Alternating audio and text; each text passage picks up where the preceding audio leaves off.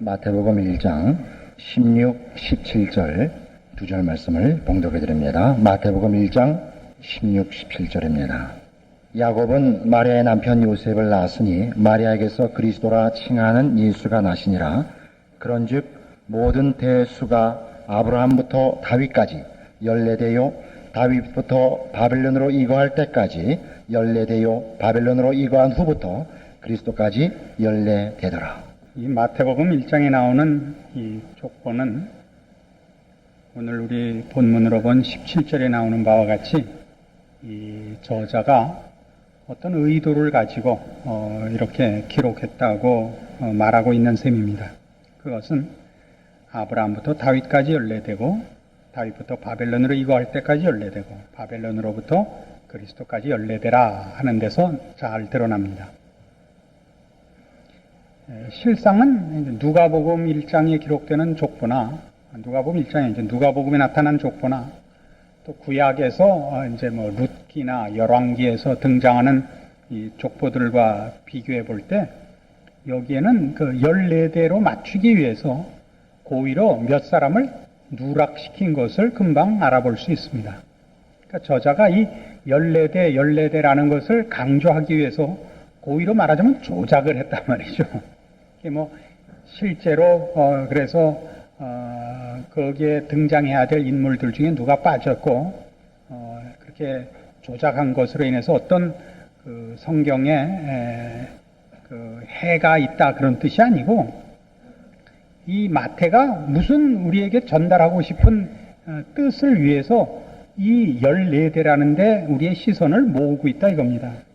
14대라는 것은 우리 지난번에도 잠시 설명드린 바와 같이 다윗이라는 이름이 갖는 히브리어의 알파벳 그 번호를 합친 것이라 그랬습니다. 그래서 이 족보를 통해서 마태가 우리에게 자꾸만 강조하는 것은 하나님 나라의 완성, 영원한 그 왕국의 건설 이거란 말이죠. 그 영원한 나라는 그 다윗에게 하나님께서 약 사무엘 하에 드러난 바와 같이 그 약속대로 내가 네 위를 굳게 하고 네 나라를 영원케 하리라 한 그 나라입니다. 그것은 다윗이라는 왕가에게 준 것이 아니라 그 왕가로 예표된 것 같이 하나님의 영원한 나라의 완성을 지시하는 것이요. 그 영원한 나라의 완성을 하나님께서 그의 계획과 의지로 갖고 있다 그런 뜻입니다. 그리고 이 나라는 말하자면 이 다윗이 이루지도 못했고 다윗의 왕가가 이루지도 못했습니다. 그건 어디에 드러나느냐 하면 그 나라가 바벨론의 포로가 되고 또 지금 이 글을 쓸 당시에는 로마 제국에 이 나라가 멸망해 있는 것으로 자명합니다. 그런데도 자꾸 이것을 강조하는 것은 이 나라, 이 영원한 나라가 다윗과 그 후손에 의해서 만들어지는 세상적인 나라가 아니라 다윗에게 약속한 것은 하나님이 이루실 그 영원한 나라의 한 상징으로서 표현된 것이요. 그 나라를 이루시기 위해서 지금 예수님이 오셨다 이 뜻이죠. 그래서 이 족보는 이 어떤 다른 가문과 다른 특별히 능력이 있고 남다른 그런 가문을 소개해서 그 가문에서 어떻게 위인이 탄생했는가를 가르치려는 것이 아니고 이 족보로 말미암아 우리에게 가르치고자 하는 것은 하나님이 세우시려는 나라와 그 나라를 이루실 하나님의 기름 부음 받은 종은 이 족보의 산물이 아니고 이 족보는 하나님이 이루시려는 나라를 상징하는 것이요 우리가 그 대상인 것을 나타내는 것에 불과하다 하는 것입니다. 이게 무슨 얘기냐? 이 족보 속에 4명의 여인이 등장을 하는데 마리아를 빼고 4명의 여인이 등장을 합니다. 다말과 라합과 룻과 바세바입니다. 근데 이 4명의 여인은 그 4명의 여인 때문에 이 족보가 간신히 이어져 옵니다. 그 4명의 여인이 없었으면 이 족보가 이어져 오지 못했을 텐데 간신히 이어져 오는 사람입니다. 이 족보가 유지되도록 한 그 4명의 여인인데, 이 여인들은 다 도덕적 윤리적으로 이 족보에 낄 때 좋지 않은 쪽으로 낍니다. 다말은 그 3절에 있는 바와 같이 그 시아버지인 유다와의 관계에서 베레스와 세라를 낳습니다. 라합은 가나안 여인으로서 이스라엘이 그 정탐꾼을 보냈을 때 그 정탐꾼을 숨겨준 공로로 구원함을 받고 이 족보에 끼게 된, 말하자면 가나안의 그 창기였습니다. 룻은 나옴이라는 그 시어머니를 모셨던 그 며느리로서 모압 여인입니다. 그 남편도 죽고 그 시아버지도 죽고 이제 다시 고향으로 돌아오는 나오미 시어머니를 쫓아서 돌아와 이 족보에 끼게 되는 모압 여인이요. 우리아의 아내는 그 바세바라 하는 이름으로 그 잘 아시는 대로 다윗 왕이 그 충성된 신하 우리아에게서 뺏은 여인입니다. 그래서 이 족보를 통해서 성경이 우리에게 가르치고자 하는 것, 더 좁게 얘기하자면 마태라는 저자가 우리에게 확인시키려고 하는 것은 이 가문이 예수를 만든 것은 아니다 이겁니다. 그러나 이 가문이 왜 필요하냐? 이 가문의 삼중적인 이 상징을 확인시키는 것. 아브라함부터 다윗까지 14대요, 다윗부터 바벨론에 이거할 때까지 14대요, 바벨론에서부터 예수 그리스도 나올 때까지 14대라 하는 것을 자꾸 강조하는 것은 다윗에게 약속한 영원한 나라, 영원한 나라에 대한 그 영원한 나라의 설립에 관한 하나님의 계획과 뜻과 의지를 자꾸 강조하는 것입니다. 근데 그 나라는 이 족보로 말미암아 결실되는 것이 아니라 이거죠. 동시에 이 족보에 확인되어 있는 것은 하나님이 이 뜻을 그의 뜻으로 가지고 그의 의지로 갖고 있는 이상 이루어지고야 말 것인데, 이 나라는 결국 이 족보, 이 가문이 만들어내는 것은 아니다 이거죠. 이 가문은 오히려 이런 일을 만들기에는 다른 가문과 비교해서 날 것이 하나도 없다 이겁니다. 이 족보는 뭘 의미하느냐? 우리 모두죠. 인류 모두를 의미합니다. 지난주에도 말씀드린 바와 같이 하나님이 그의 영원한 나라를 만드심에 있어서 첫 번째 가장 중요시하는 게 뭐예요? 그 나라의 백성을 불러 모으는 것이더라 말이죠. 하나님의 영광과 그 어미하신 지위를 심판으로가 아니라 구원으로 드러내시는 나라는 겁니다. 이 영원한 나라는. 그래서 하나님이 통치하시는 나라입니다. 그러나 그 통치는 그 통치를 받을 백성들이 그 얻은 바 은혜와 복과 사랑과 긍휼로 인하여 항복하는 나라인 것입니다.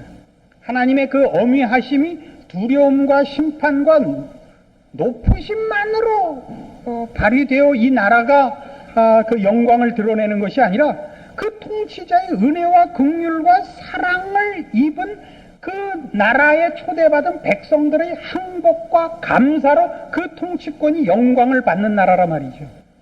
그래서 이 족보를 통하여 성경이 우리에게 가르치려고 하는 것은 하나님께서 이 나라를 이루시는 일에 계획과 뜻과 의지를 갖고 계시고, 그래서 예수 그리스도가 오셨으며, 이것이 이 가문에 말하자면 다윗과 그의 후손들에게 하나의 약속으로서 주어진 것은 하나님이 이루실 이 나라를 만들어내는 책임을 지라는 것이 아니라 그 나라의 백성으로 우리가 부름을 받고 있기 때문에 이 약속이 주어졌다는 것입니다.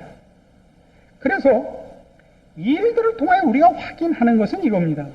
우리가 얻은 구원이 갖는 뜻을 이런 하나님의 의지와 하나님의 뜻과 하나님의 목표로서 이해하고 있는 것이 우리가 얻은 이 구원에 있어서 중요한 내용이 됩니다. 로마서 1장에 가보시죠. 로마서 1장 16절. 내가 복음을 부끄러워하지 아니하노니 이 복음은 모든 믿는 자에게 구원을 주시는 하나님의 능력이 됨이라. 첫째는 유대인에게요, 또한 헬라인에게로다. 복음에는 하나님의 의가 나타나서 믿음으로 믿음에 이르게 하나니 기록된 바 오직 의인은 믿음으로 말미암아 살리라 함과 같으니라. 복음을 능력이라 이렇게 선언하는 이유는 하나님께서 이 일을 이루기 위하여 어떤 열심과 의지를 동원했는가를 나타내는 것입니다. 우리가 얻은 구원이 우리가 하나님 앞에서 우리 된 어떤 가치를 인정받아서 그 보상으로 받은 것이 아니다, 그 얘기입니다. 우리의 도덕성이나 우리의 무슨 거룩함이나 우리의 노력이나 우리의 소원의 보상으로 구원을 얻은 것이 아니라, 우리는 아까 마태복음 1장에 나타난 족보와 같이 우리의 존재는 그저 말하자면 죄와 연약함과 허물로 연결되어 있음에 불과하지만, 하나님께서 우리를 그 나라의 백성으로 부르시기를 그의 뜻과 기쁨으로 가지셨기 때문에 하나님의 은혜와 의지로 이 구원이 이루어졌다, 이겁니다. 그래서 복음을 정의하는 데 있어서 가장 중요한 본질을 하나님의 능력으로 소개하고 있는 것입니다. 같은 로마서 3장 21절을 보시면 이 복음을 좀 더 구체적으로 설명한 부분이 나오죠. 로마서 3장 21절. 이제는 율법 외에 하나님의 한 의가 나타났으니 율법과 선지자들의 증거를 받은 것이라. 곧 예수 그리스도를 믿음으로 말미암아 모든 믿는 자에게 미치는 하나님의 의인이 차별이 없느니라. 모든 사람이 죄를 범하였으며 하나님의 영광에 이르지 못하더니 그리스도 예수 안에 있는 구속으로 말미암아 하나님의 은혜로 값없이 의롭다 하심을 얻은 자 되었느니라. 이 예수를 하나님이 그의 피로 인하여 믿음으로 말미암는 화목 제물로 세우셨으니 이는 하나님께서 길이 참으시는 중에 전에 지은 죄를 간과하심으로 자기의 의로우심을 나타내려 하심이니 곧 이때 자기의 의로우심을 나타내사 자기도 의로우시며 또한 예수 믿는 자를 의롭다 하려 하심이니라. 23절에 있는 바와 같이 모든 사람이 죄를 범하였으며 하나님의 영광에 이르지 못합니다.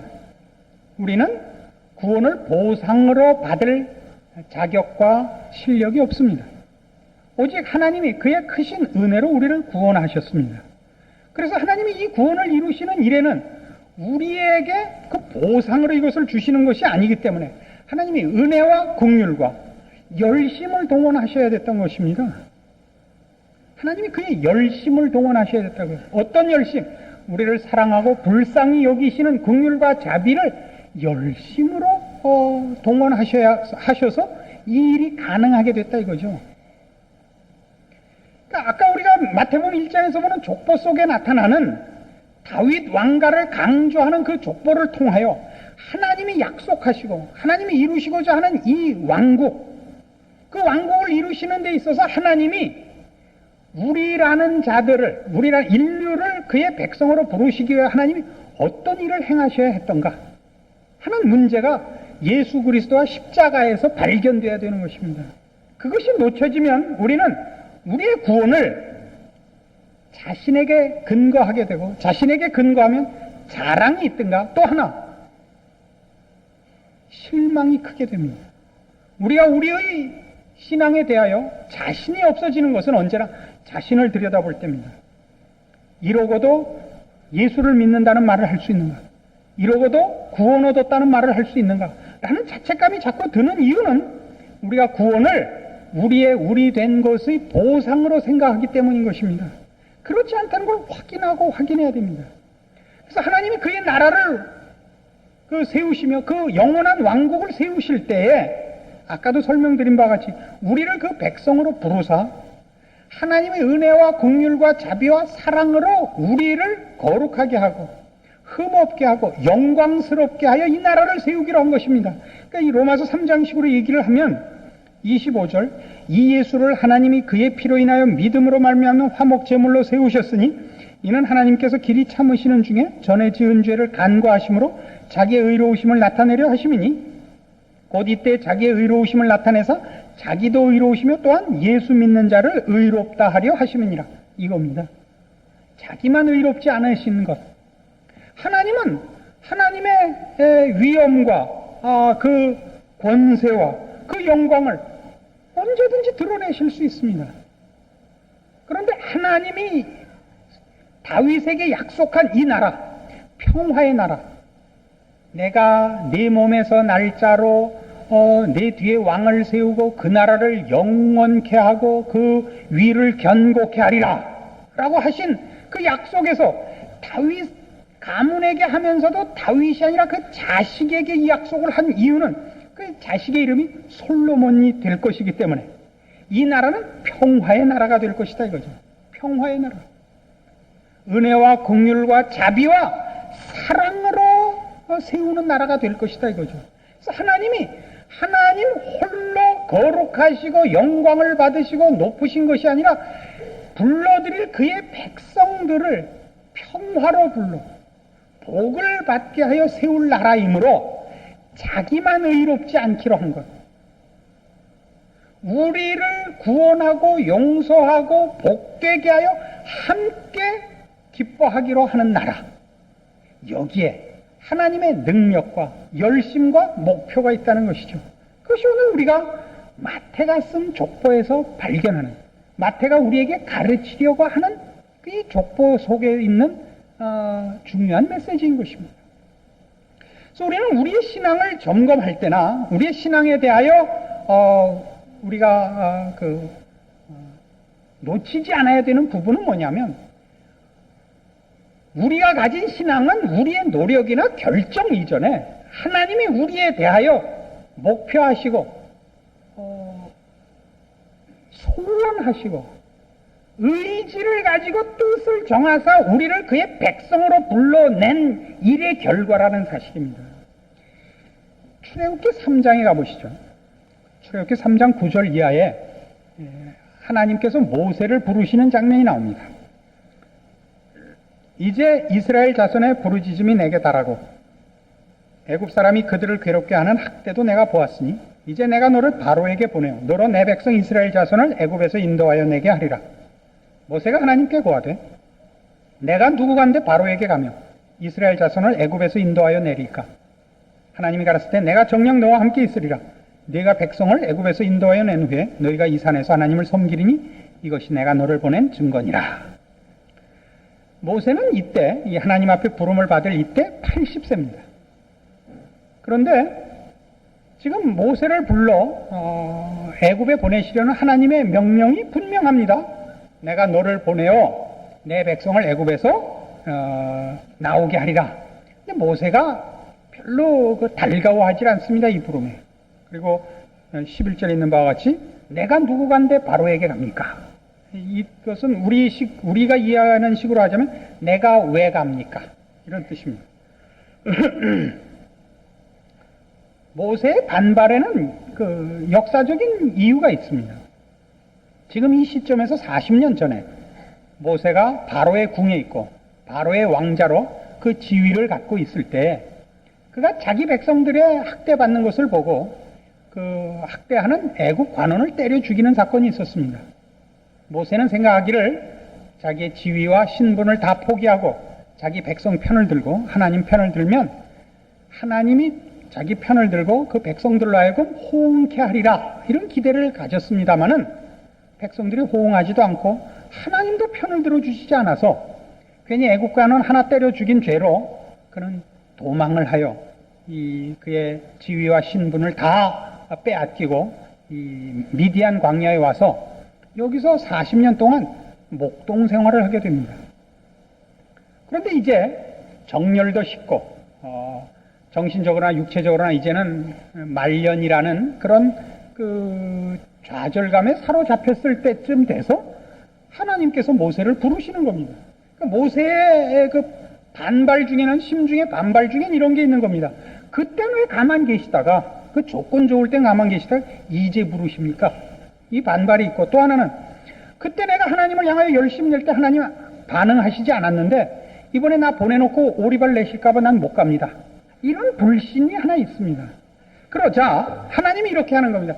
내가 너를 보내고 너에게 약속한 것을 다 이룰 것이라는 증거를 주겠다, 이게. 그 증거가 뭐냐면 12절 하나님이 가라사대 내가 정녕 너와 함께 있으리라. 네가 백성을 애굽에서 인도하여 낸 후에 너희가 이 산에서 하나님을 섬기리니 이것이 내가 너를 보낸 증거니라. 이거 증거를 줍니다. 근데 이 증거가 좀 괴이합니다. 어떤 일을 시킬 때 그 일에 대하여 사람이 확신을 가지지 않아서 그것이 확실할 거라는 증거를 주려면 그 의심하는 일보다 증거가 앞서야 될 거 아닙니까? 그렇잖아요.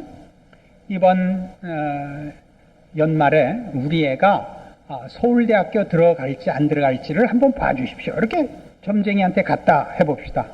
그럼 점쟁이가 이번에 서울대학교 붙을 겁니다. 그럼 붙을지 안 붙을지 뭘 보고 압니까? 내년에 서울대학을 붙고 서울대학교에 다니게 될 겁니다. 그런 게 증거가 돼요? 그거야 학교 다니는 거야 붙으면 당연히 일어나는 결과죠. 붙느냐 안 붙느냐를 지금 의심하고 있는데 붙어서 생기는 결과를 얘기하면 증거가 안 되잖아요.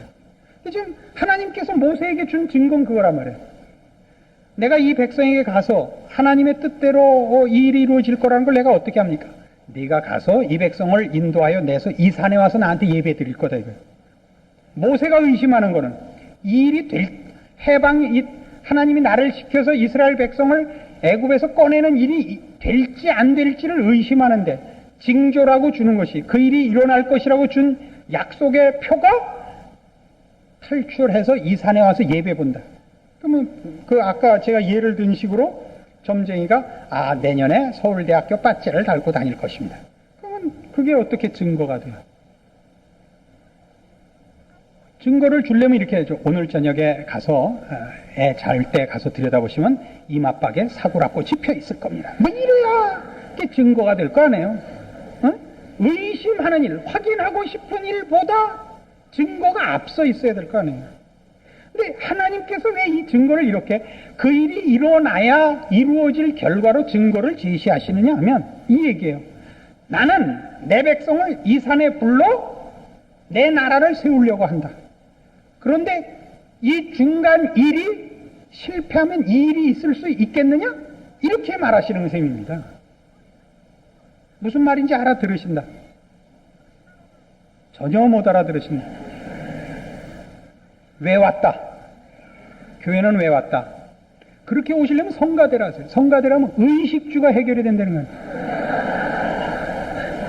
가운 주죠? 먹을 거 주죠? 설교 시간에 안 돼서 주무시면 의식주가 해결된다는 거예요. 성가대에서 그렇게 광고를 해달래요. 그래서 여기서 주무시고 밤에는 돌아다니시고 그러는 거예요. 하나님이 내가 내 백성을 불러서 내 나라를 만들려고 하는데 내가 이 일을 실패해갖고 이 일이 일어날 수 있겠느냐? 이 모세에게 하는 얘기예요. 그러니까 지금 예수 그리스도를 보내셨다는 건 우리에게 어떤 뜻이냐면 우리가 지금 마태복음 1장의 족보를 보면서 이 족보가 예수를 만든 것이 아니라를 확인하자 말이죠. 그럼 마찬가지 이 족보가 이 가문이 예수를 보내지 않아서 예수를 만든 것이 아니라서 하나님의 나라가 성립이 안 됐습니까? 아니죠. 이 족보가 대표하는 우리 모든 인류들, 죽어 마땅한 인류를 위하여 이들을 구원하게 하나님이 그의 종을 보내신 것입니다. 이 종을 보내어 하나님이 원래 계획하신 그의 나라, 영원한 나라, 평화의 나라를 세우시고야 말 것입니다. 그것이 뭐에서 나타났어요? 14대, 14대, 14대로 삼중적인 확인을 한 아브라함부터 다윗까지 14대요. 다윗부터 바벨론까지 14대요. 바벨론부터 예수 그리스도까지 14대입니다. 그 역사는 다윗의 왕가는 몰락하고 있습니다. 바벨론 포로가 되고 지금 로마 제국의 속국이 되었습니다. 그러나 하나님은 예수 그리스도를 보내셨습니다. 이 족보에다 내고 한 약속은 내가 내 나라를 세우겠다. 너희는 그 나라를 세우라가 아니잖아요. 내 나라를 세우고 거기에 너희들을 부르겠다죠. 그렇게 지금 하나님은 우리를 부르셨죠. 지금 이게 길목인 거예요. 과정이죠. 영원한 나라에까지 불러낼 거 아닙니까? 우리가 우리의 인생을 보면서 우리의 신앙의 현실을 보면서 좌절할 건수들이 하나둘이 아닙니다. 마태복음 1장의 족보에서 보는 바와 같이 다말 사건이 있고 라합 사건이 있고 룻과 밧세바의 사건이 있을 수 있습니다. 뭐 윤리적 도덕적 차원에서가 아니라 죄에 관한 것으로 우리의 어리석음과 연약함과 무슨 실패가 있을 수도 있습니다. 그러나 복음 자체에서도 나타났듯이 하나님 혼자만 의롭지 않기로 한 이 나라, 우리를 불러 우리를 의롭다고 하고 우리를 구원해서야 그 나라를 세우고 하나님이 그 영광을 선포하기로 한 이 나라를 위하여, 그것이 하나님의 목표고 의지인 이상, 그리고 그 의지의 가장 대표적인 역사적 사건을 예수 그리스도의 오심과 그 십자가로 본 이상 겁날 것이 뭐 있느냐 이겁니다. 그래서 에베소서 1장 성경이 우리에게 가르치고 싶어 하는 것, 이 마태복음 1장과 처음부터 끝까지 연결되는 성경의 가르침들, 에베소서 1장 이겁니다. 17절, 우리 주 예수 그리스도의 하나님 영광의 아버지께서 지혜와 계시의 정신을 너희에게 주사 하나님을 알게 하시고 너희 마음 눈을 밝히사 그의 부르심의 소망이 무엇이며 성도 안에서 그 기업의 영광의 풍성이 무엇이며 그의 힘의 강력으로 역사하심을 따라 믿는 우리에게 베푸신 능력에 지극히 크심이 어떤 것을 너희로 알게 하시기를 구하노라. 연결이 돼요? 저는 가끔 이런 생각이 들어서 미치겠어요. 나는 왜 이렇게 설교를 잘할까? 그냥 미치겠어요. 정신이 나요? 이 얼마나 놀라운 일이에요. 하나님이 우리에게 어떤 목표와 의지를 가졌느냐를 확인하라고요. 예수 그리스도의 오심이 나의 나된 것의 보상이 아니었고 우리의 소원과 노력의 결과가 아니었단 말이에요. 이게 복음이에요. 그러니까 나 같은 것을 위하여인 거예요. 센치멘탈하게만 생각하시지 말라니까요. 그러면 하나님이 이 목표를 정하고 이 일을 이루기 위하여 못난 우리를 버려두지 않고 홀로 영광을 취하기로 하시지 않고 우리를 불러 하나님의 영광을 드러내기로 한 거예요. 그게 예수 그리스도가 열쇠인 거예요. 그러니까 예수 그리스도와 그의 십자가를 보고 우리가 뭘 놀라요? 하나님이 우리에게 목표하고 정하신 것을 기억하고 하시고야 말겠구나. 여기까지 하셨구나. 여기에 우리의 신앙에 가장 자신 있는 근거가 있는 거예요. 우리의 못난 것과 실패에도 불구하고 하나님은 우리를 향한 그의 계획과 뜻을 실패하시거나 포기하시지 않을 거거든요. 하나님이 어떤 능력으로 이 일을 이루었는가 보라 이거죠. 그래서 우리 신앙에서 언제나 제일 큰 병은 자기가 자기에 대하여 실망하는 것이거든요. 그렇지 않습니까? 그 실망을 뛰어넘어야 되죠. 여러분이 실망하는 것은 여러분이 괜찮은 사람이라는 것으로 출발했기 때문에 우리는 안 괜찮은 사람이에요. 우리는 못난 자라고요.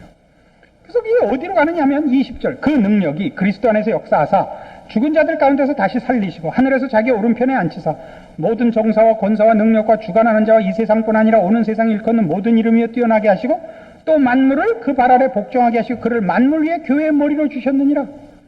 예수 그리스도가 우리를 묶어버린 거예요. 머리와 몸으로. 목을 잘라서 머리와 몸을 분리시키면 머리가 죽습니까? 몸이 죽습니까? 둘 다 죽죠. 예전에도 그런 거 했잖아요. 길 가다 10만 원짜리 수표와 1,000원짜리를 보면 어느 걸 주스시겠습니까? 둘 다 죽지요. 안 그래요? 머리와 몸을 분리하면 둘 다 죽어요. 그렇게 하나님은 이 나라에 대하여 목표와 의지와 뜻과 목표를 갖고 있다고요. 그것이 이 마태복음 1장 족보에 뜻하는 바예요. 그 족보를 보고 우리가 뭘 보는 거예요? 이 족보가 예수를 만들지 않았다니까요. 이 족보는 죽어마땅한 족보라고요. 그러나 그 족보를 입기 위해서 예수님이 오셨다고. 이 족보를 실패한 족보로 만들지 않게 예수님이 오셨단 말이에요. 우린 죽어마땅한 죄인들이에요. 우리가 예수 그리스도를 만들지 않았어요. 우리의 소원이나 우리의 보상으로 예수 그리스도가 오시지 않았어요. 그러나 그 예수는 왜 왔냐? 우리를 고치기 위해서 왔고 우리를 영광되게 하기 위해 왔고 우리를 복주러 오셨다고요. 어떻게 묶었다고요? 우리의 머리가 되셨다고요. 우린 그의 몸이 됐다고요. 여기에 예수 그리스도를 보는 눈과 그의 오심이 갖는 모든 뜻의 시작과 핵심이 있는 거죠. 그래서 예수 그리스도의 오심을, 그의 행적을 우리가 추적하고 마음을 열고 감사와 기쁨으로 복음서를 여는 이유가 있는 것입니다. 그리고 우리의 인생을 예수 그리스도 안에서 확인한 그 자랑과 이 믿음이 모든 우리의 연약함과 외부로부터의 유혹과 시험과 핍박 중에도 우리를 지키게 하는 힘이 되는 것입니다. 신자된 자랑, 하나님의 백성으로 부름받은 소망의 든든함을 성경이 가르치고 싶어하는 것입니다. 이 승리와 이 믿음이 여러분을 영원한 나라에서 주님과 함께 기뻐하는 그 잔치에 참여하는 그 날까지 여러분을 지키게 할 줄로 믿습니다. 기도하십시다. 하나님 아버지 은혜를 감사합니다. 우리 하나님의 자녀인 것과 그 복을 받은 것과 그 나라에 부름 받은 것을 확인합니다. 그리고 우리를 목표로 하시고 사랑하시고 구원하시고 영광스럽게 하시려는 하나님의 뜻을 확인했습니다. 그러므로 이제 믿음을 갖고 감사한 마음과 순종하는 마음으로 하나님의 사람으로 살며 주를 의지해서만 승리하리라 약속하고 돌아가는 우리들 되게 하여 주시옵소서. 예수님의 이름으로 기도합니다. 아멘.